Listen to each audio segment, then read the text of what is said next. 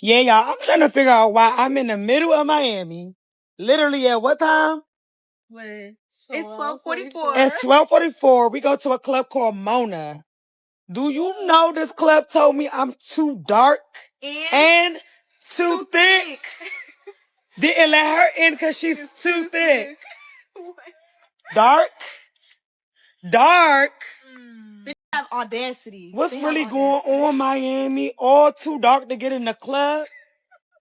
Yeah, no. Somebody need to let me know what's going on in Miami. Seriously. I saw this video of a black girl who said that she was not let inside of a club here in Miami because she was too dark and too thick.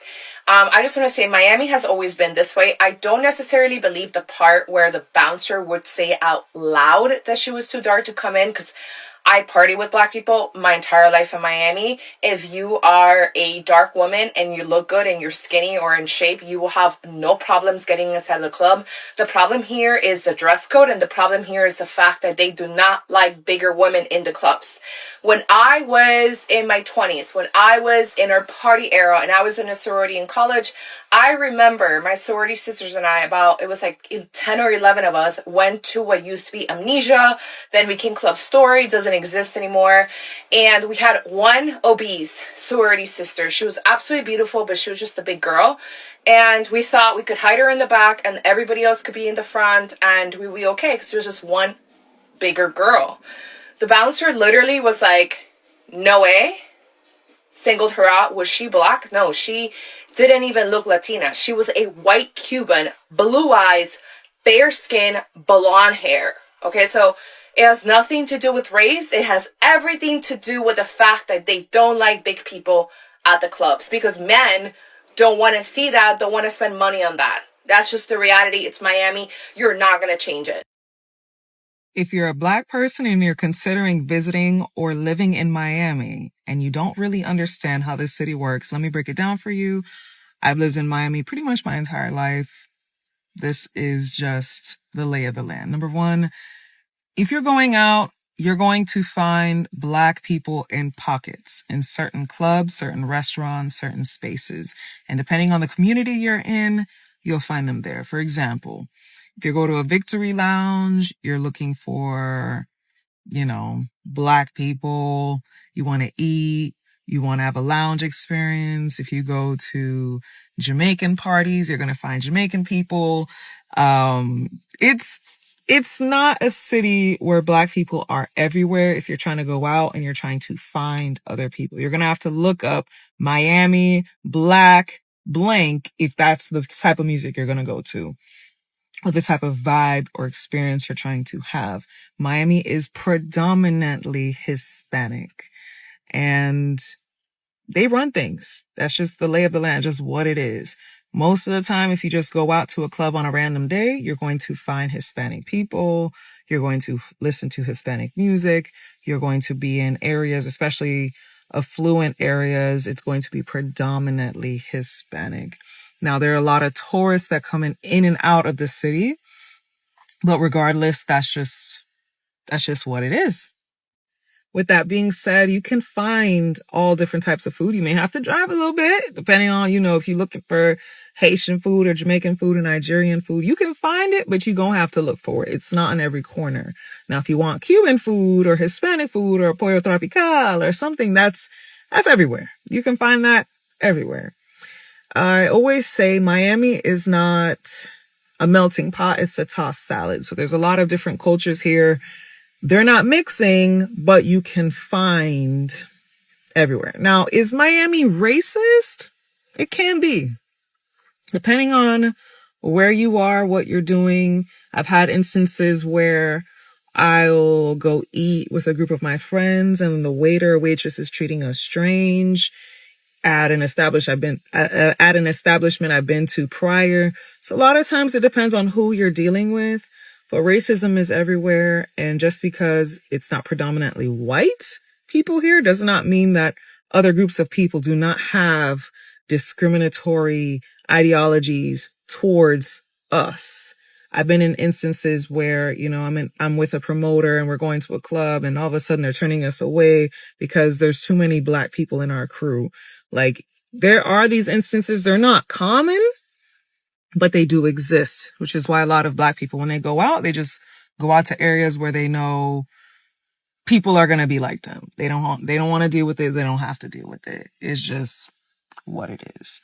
All in all, I think Miami has, if you're looking for weather preferences, if you like the beach, if you like to shop, if you like to turn up, this is a city for you. If you're looking for something a little bit more artistic, just come for Art Basel and leave. This is not the place to find a jazz spot or a poetry lounge or people who are in that scene. This is not a fashion capital. It's a swimwear capital. This is a place where you're going to see BBLs left, right, and center. This is a place where,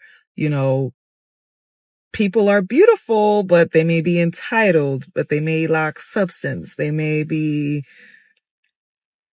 not people that will go the long way with you. There are exceptions to the rule, like myself, who has grown up in Miami. So I wouldn't say I'm a product of Miami. But in general, finding people with depth here is going to be difficult. Let me know if you have any other questions. I got a lot to say about Miami. I saw this video of a Black girl who said that she was not let inside of a club here in Miami because she was too dark and too thick. I just want to say Miami has always been this way. I don't necessarily believe the part where the bouncer would say out loud that she was too dark to come in, because I party with Black people my entire life in Miami. If you are a dark woman and you look good and you're skinny or in shape, you will have no problems getting inside of the club. The problem here is the dress code, and the problem here is the fact that they do not like bigger women in the clubs. When I was in my 20s, when I was in our party era and I was in a sorority in college, I remember my sorority sisters and I, it was like 10 or 11 of us, went to what used to be Amnesia, then became Club Story, doesn't exist anymore. And we had one obese sorority sister. She was absolutely beautiful, but she was just a big girl. And we thought we could hide her in the back and everybody else could be in the front and we'd be okay because there was just one bigger girl. The bouncer literally was like, no way. Singled her out. Was she Black? No, she didn't even look Latina. She was a white Cuban, blue eyes, fair skin, blonde hair. Okay, so it has nothing to do with race. It has everything to do with the fact that they don't like big people at the clubs because men don't want to see that, don't want to spend money on that. That's just the reality. It's Miami. You're not going to change it. These are the reasons why racism in Miami hits different, and it's very controversial and very contradictory. Number one, if you're a celebrity in Miami, you can go anywhere, do anything, you will be fine. I don't care how hood you are. I don't care what your crew looks like. If you got bread and you are a celebrity, everywhere will treat you amazingly. Now, if you're not a celebrity and you are a Black person, you got to be careful because the white people in Miami, the Hispanic people of Miami who are racist, who have power, who have control, who have ownership of restaurants, of clubs, of buildings, will make your experience hellish. Manalai. And the thing is, you don't know who you're dealing with on what night and what situation. For example, I've gone to restaurants with myself and maybe one person. I'm treated great.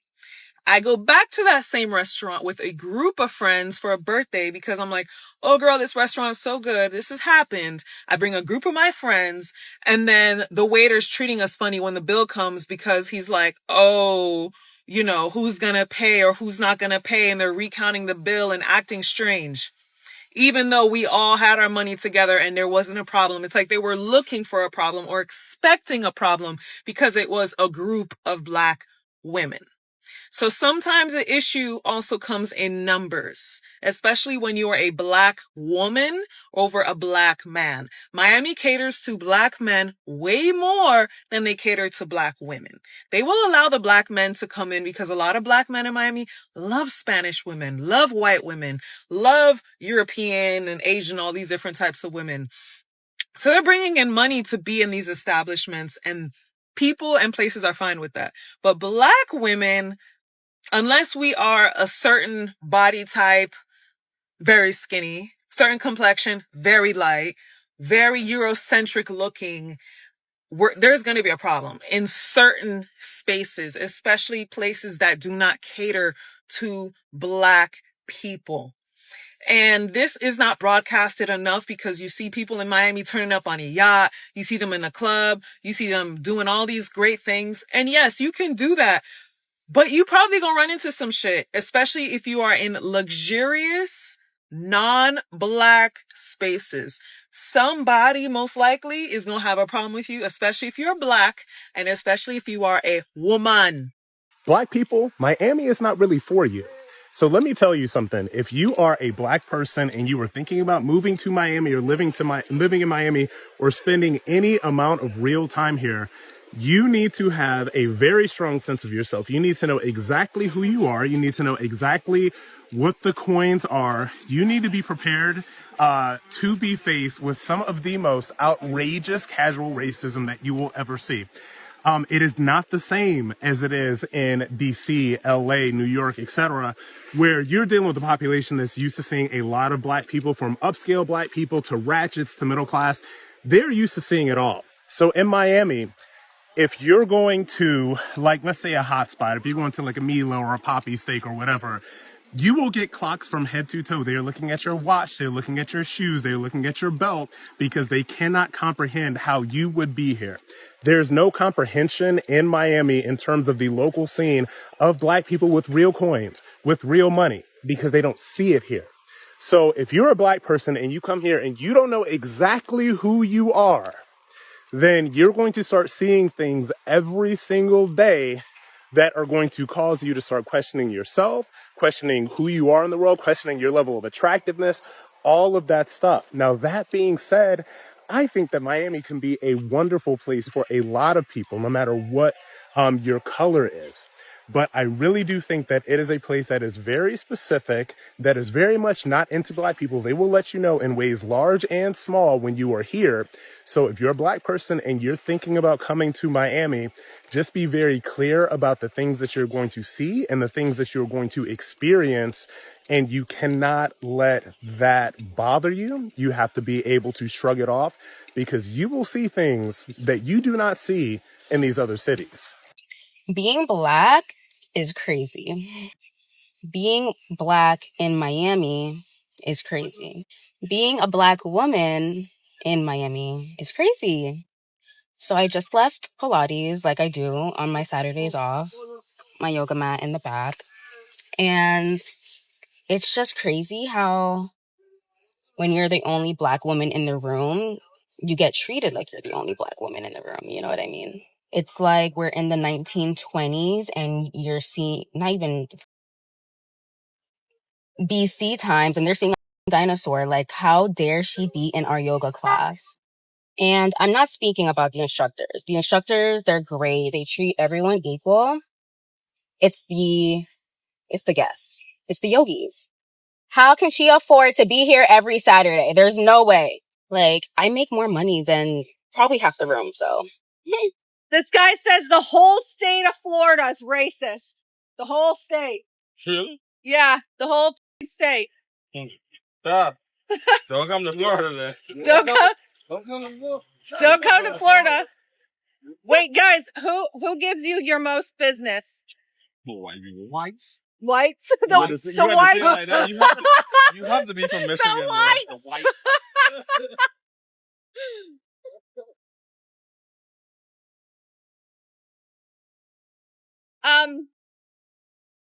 That's a bold statement to say the whole state is racist. That's wild. Especially, God, that's loud. I'm gonna step in here.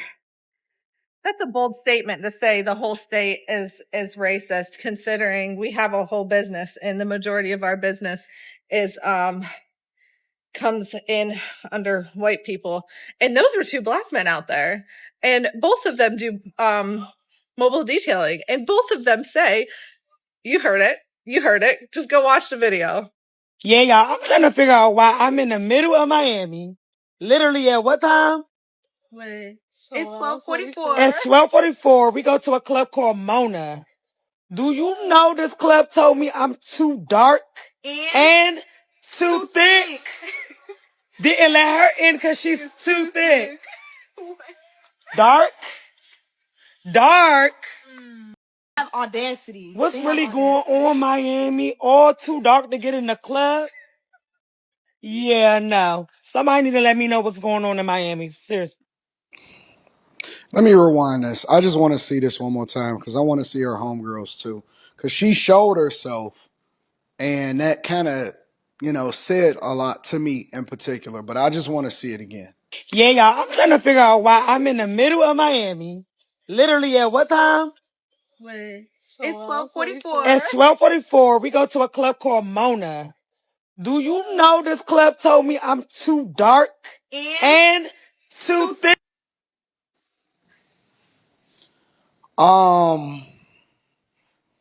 This is gonna be like, cause I'm a different person. You know what I'm saying? I'm much nicer now, and I don't know how to have this conversation in truth and still make sure that we're communicating effectively. And I think that the biggest thing is that even if you look at her homegirl in the background, check it out. Didn't let her in. So is her homegirl too dark also? I don't think that that's what it is, honestly. I don't think it has anything to do with color. And again, we only getting one side of the story, so it's easy to draw a conclusion just based off of what somebody says. But I don't believe that we're getting the whole story. I believe that the whole story is that there has to be a certain aesthetic. We're going to use our words. We're going to move past room 9 over into high school, college level communication right now, very carefully. I don't think it has anything to do with it. I think it has everything to do with your aesthetic. I think it has everything to do with your aura, your vibe. And if anybody has ever been to Miami or lived in Miami, and I'm not talking about the outer parts of Miami, I'm talking about the core, the club areas, even South Beach, Miami Beach, and all of that, you understand that that is a playground. It is a place for visitors to come, and it is a playground for basically the people of who's who has all of the money and the resources inside of the United States of America. And it's just like any networking environment, you have to fit a narrative in order to be accepted. Otherwise, you're not it. And I think that that's warranted because if I feel like since GTA 6 is coming out, that Miami is getting a huge, big rebrand. I have family that are from Miami. My family grew up in Miami. I've lived in Miami. I don't currently live in Miami, but I live extremely close, basically in Broward, which is right across the street. I feel like GTA 6 is going to have a lot of people idealize Miami, basically try to make Miami out to seem like it's this amazing city. It is so cool. Look at all the flashing lights and the fancy car. Miami is like a capitalist, individualist, racist hellscape. Like it is the most, you have the biggest buildings and high rises and the most concentrated wealth on one side and abject poverty on the other. There's like almost no middle ground there. I'm talking about every area that doesn't involve Black Miami. Black Miami is great, and there's a lot of history there. If you know about like the Hampton House, for example, that's the one place where Martin Luther King actually wrote his "I Had a Dream" speech. I have family members who worked on like Virginia Key Beach, for example. Like Black Miami there's a rich Black history in Miami, but Miami itself, it's bad. It's individualist, hyper-capitalist, racist, and I would argue fascist. The one, bro, there was a person who shot at someone in Miami not too long ago. This was like very recent because they simply thought that they were Palestinian. And those two people they shot out were actually Israeli. That's the state of Miami right now. Don't let this GTA 6 fool y'all. If y'all boys not actually from Miami, bro, y'all don't actually know how bad this shit is. Miami is literally what radicalized me because I was damn near homeless in Miami. And I realized how individualist the city was. For a city with all that wealth, it couldn't even help its people. It's corrupt, it's fascist, it's racist, it's hyper-capitalist, it's hyper-individualist. Like, it's just bad. It's horrible. It's horrible. And it's honestly a unique experiment too, because it's the one city wherein the majority of the population, like the demographic lines, racial lines that is, are split between different minorities. Like, if you're the minority, you are a majority. There's not like white people there. However, a lot of the Latinos in Miami are just like act like they're white folks. Like, it's insane, bro. Like, I don't know. I don't know. Miami's a weird case study. It's interesting because it's such a, it deconstructs the narrative that like you necessarily need white people to uphold white supremacy, wherein in Miami white supremacy is pretty much replicated there, and no one is technically white, but you have a bunch of minorities being anti-black. That's my take on it. Sorry. If you really want like an accurate depiction of Miami, Lucia has to be like, her family has to be like all Trump supporters, including Jason. They are like anti-black to the Haitian population.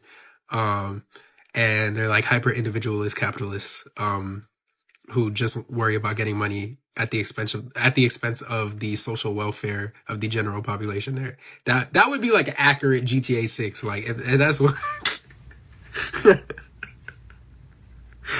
that's Miami. Like, Miami is trash. And people have been talking about, I've seen a lot of black women talk about how Miami's so racist, and I didn't know it was this racist. I'm thinking that because there's a lot of minorities there, that it's not as bad. Bro, Miami is just as racist, if not more, than like the middle of Ohio. It's just like there's no white people there, so you would think it's not, but it is. Anyway, that's my take. Okay, y'all. So I know people be talking about their racist experiences in Miami. I have a ton, but I honestly don't even be feeling the need to speak on it because I already know the type of energy people be on in Miami anyway. Like, I'm used to it, so it really don't faze me. But honestly, today kind of triggered me a little bit. And I wouldn't even say it triggered me, but anyway, let's get into the story. So basically, I was waiting on my car today from valet, and the app was down, so I couldn't even request my car on my phone, so I had to actually call, right? So anyway, it was this Caucasian guy that was ahead of me, right? And he had a box in his hand, and he was talking on the phone, he had a box in his hand, and he could have did everything that he needed to do like by himself, right? So I noticed that the valet guy like didn't open his back seat door, but he realized it and he turned around and he went in to open the back seat of his door, right? So he could put a box in. So then the guy got in his car or whatever. The valet guy closed his doors, whatever. All right. So mind you, I'm waiting on my car and I have my baby and I have his stroller or whatever. So I'm waiting on my car. My car finally comes down or whatever. So he just pulls my car up and he just opens the door or whatever. And mind you, he sees me with my baby and I have the stroller. Do you think he opened the door for me? No, he did not. So anyway, needless to say, like, most of the time the valet guys are pretty helpful, but it's this one guy, and mind you, he is actually, I would say he's probably Hispanic, maybe, but that's another thing. Like, the Hispanics be treating black people some type of way too in Miami. Like, honestly, it's really bad sometimes because I notice it in different people, and if certain people hang with each other, they tend to treat black people a certain type of way. But yeah, today I seen it with my own eyes today, and I'm just like, because sometimes people try to hide it a little bit and not make it so obvious, but today was just so freaking obvious, and I was like, you know what? Okay, Pete, yeah, and yeah. Could y'all do me a favor and stop coming to Miami and going straight to Miami Beach and then complaining about the level of racism you experience? Okay. This is because you are coming here and you don't know the history of this city. Okay. I am Dade County born and raised, and I'm here to tell you that Miami Beach used to be a sundown town. Go to the different parts of Miami where you would get a better experience and kind of learn the history of Black Miami first, and also get some of that good You know what I'm saying? Miami food. A lot of people don't know about Black Miami or understand the history of Black Miami. You had a lot of racism, which I get very perplexed about people who are saying that Florida is not the South. Miami is definitely the South. And if you go to Overtown, historic Overtown, to go into the museums that we have there, we have like D.A. Dorsey House, which is like the first Black millionaire. And you have this rich history of Overtown, Miami, which used to be called the Harlem of the South, because a lot of the performers like Ella Fitzgerald, Nat King Cole, Sammy Davis Jr. used to come to the beach, Miami Beach, that everybody gravitates to. And because it was a sundown town and the triple letter people pretty much ran the police department, they had to leave and go into Overtown, which was a thriving Black community called the Proud Blacks. Okay. They had their own hotel, their own nightclub, their own everything. This was a very thriving Black community within Miami. So as my grandparents explained to me, which they have been in Miami for a very long time, Miami Beach used to be a sundown town, and basically you had to leave there before the sunset.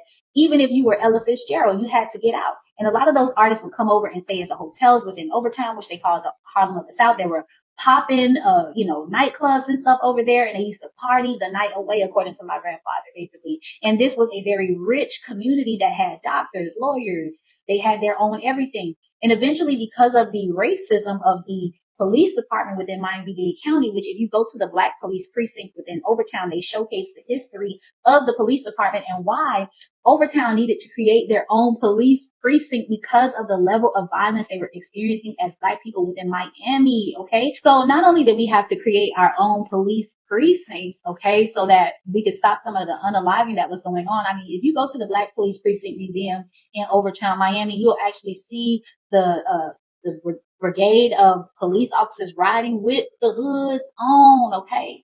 All right. So this was a very blatant thing in South Florida. And you had this group in Overtown that was a very thriving community back in the day. And they pretty much had everything until they decided to put I-95 into the middle, or build it straight into the middle of the community, which decimated the community and created this divide that could not be put back together.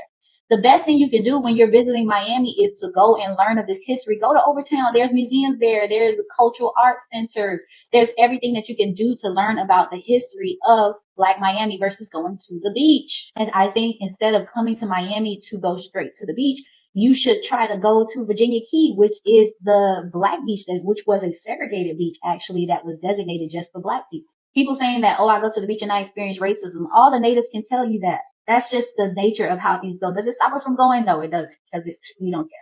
But at the end of the day, yes, we understand and know that this is something that you're going to experience, the different ethnic cultural groups that exist within Miami-Dade County. So my suggestion would be to come off of the beach and go try to have a tour, go to Coconut Grove and learn all about that history, how the Bahamians and the Blacks actually helped incorporate Miami-Dade County. You know, my family was there from the 1920s on my grandfather's side. So we had the McDuffie riots, basically, which was, a Black man, killed by the police, and then it bust out into these riots, which pretty much decimated our own communities and marginalized us, and we couldn't receive any government assistance to fix it up, and pretty much went into a dilapidated state for years, the Black community, which is Overtown, which is Liberty City, where I grew up. Now, what you had after the McDuffie riots was white flight, which is basically they picked up and they left Liberty City.